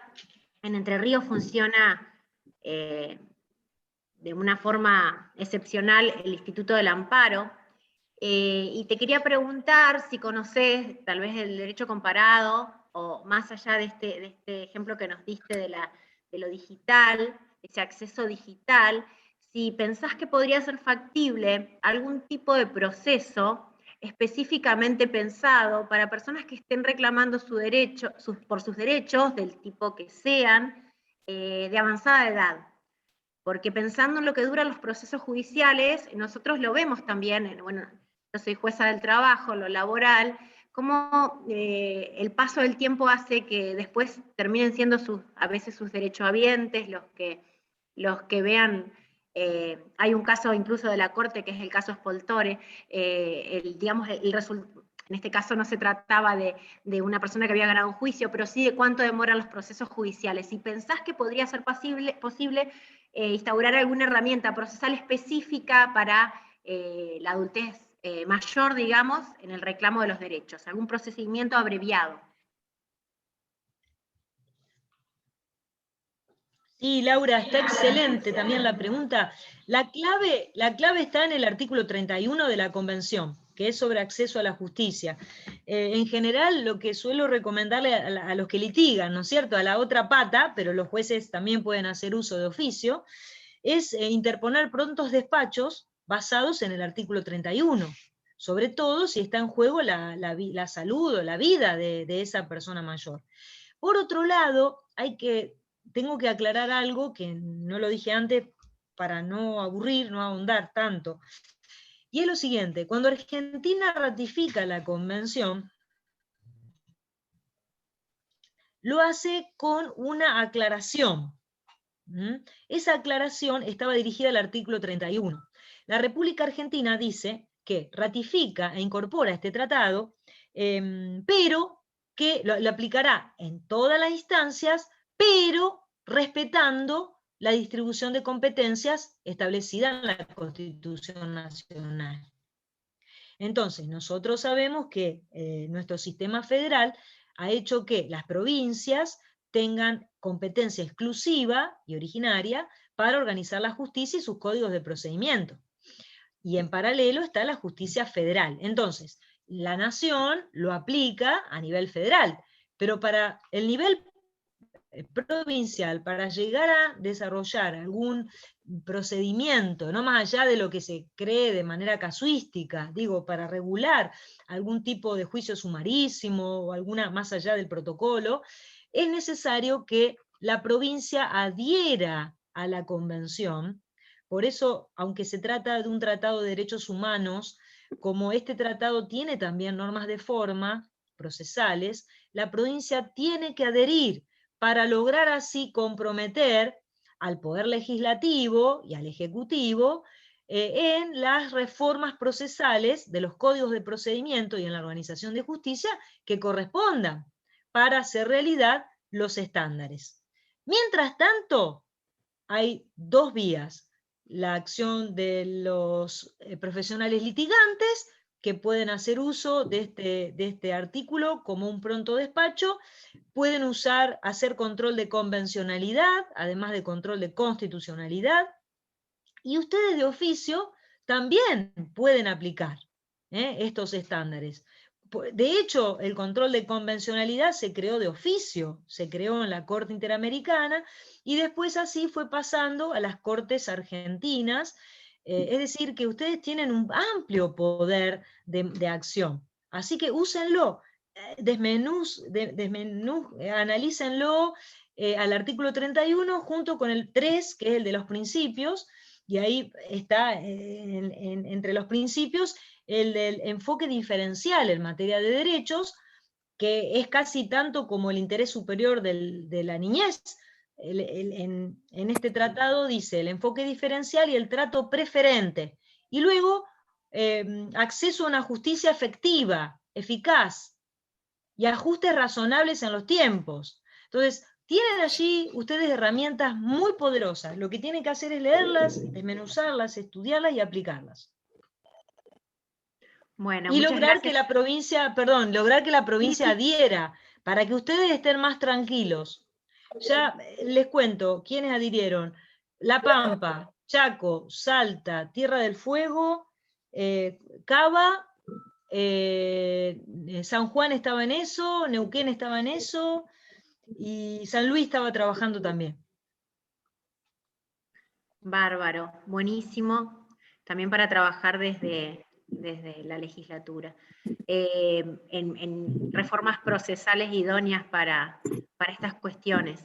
Creo que se nos está yendo el tiempo con muchas preguntas y la temática es tan rica. Lo que nos queda como enseñanza también es que tenemos que capacitarnos específicamente en esta perspectiva nueva también y diferenciada, que podemos organizar capacitaciones y te tenemos a vos para que nos guíes en cómo abordar esto, que la verdad que en muchísimas, en muchísimos fueros nos falta este enfoque específico, ¿no? Sin perjuicio de cómo deben estar formados en el fuero de familia, en los otros fueros tal vez nos falta bastante. Así que para mí ha sido muy enriquecedor y no sé si alguien más tiene alguna pregunta, y si no, tendríamos que dar por finalizada la actividad.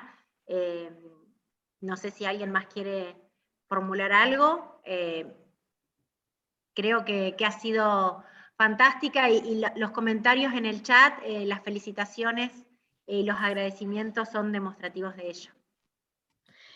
Muchísimas gracias, querida Laura. Solo agrego una invitación, y es a sumarse a todas las actividades que hacemos desde Rosario, también de la UBA, de Córdoba, y que se animen, de paso, los invito a que se animen a cursar y a concluir la maestría en Derecho de la Vejez, que es una experiencia única realmente, lo digo desde con objetividad, es la primera en el mundo hispanohablante. No hay nada parecido en España, ni en Latinoamérica, ni en el Caribe, ni en Miami.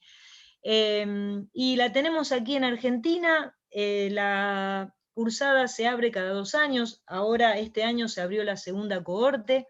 Es una carrera interdisciplinaria que está acreditada por CONEAU y tiene el título ya también registrado en el Ministerio de Educación de la Nación.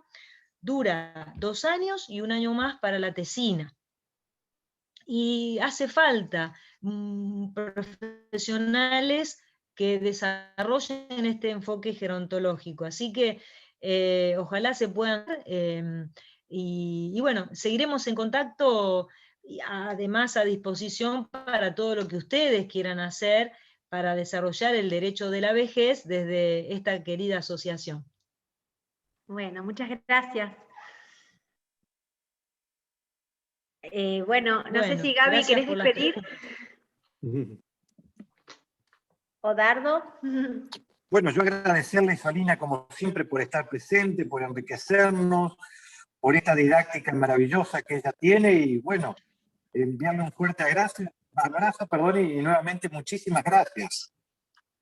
Muchísimas gracias, porque aparte realmente es un análisis desde otra perspectiva. muy distinta a la que estamos todos los días juzgando. Así que muchísimas gracias, la verdad que se ha mantenido más de 250 personas permanente, 2 horas, así que realmente eso ha demostrado el interés y un poco la originalidad del tema que se ha planteado. Realmente, Dardo, Laura, muchísimas gracias por esa actividad y por supuesto a Isolina que nos ha ilustrado con los temas que ha tratado. Bueno, gracias de nuevo a ustedes y también a Virginia, que ha sido tan eficiente y sobre todo por la paciencia, ¿no? Que han estado tanto tiempo. Pero gracias por las preguntas, han sido todas muy inteligentes, muy certeras, y a mí, que vengo del campo de la investigación, me llena de alegría, de entusiasmo para seguir adelante, ¿no? Porque los que litigan, los que están en el día a día, en la lucha por los derechos, como diría Irin, son ustedes. Yo trabajo, los voy acompañando como espectadora, ¿no? En este nexo entre la realidad y el mundo del derecho, pero recibir esta devolución me llena de entusiasmo. Así que renueva el compromiso. Gracias y hasta cuando quieran, hasta siempre. Gracias, gracias. Gracias, Isolina. Hasta la próxima. Sí. Muchísimas gracias, doctora. Bueno, buenas noches a todos y el lunes próximo les voy a estar enviando el link para la próxima actividad, el lunes por la mañana. Que tengan muy buenas noches y muchas gracias a todos y todas. Buenas noches a todos. Chau, chau.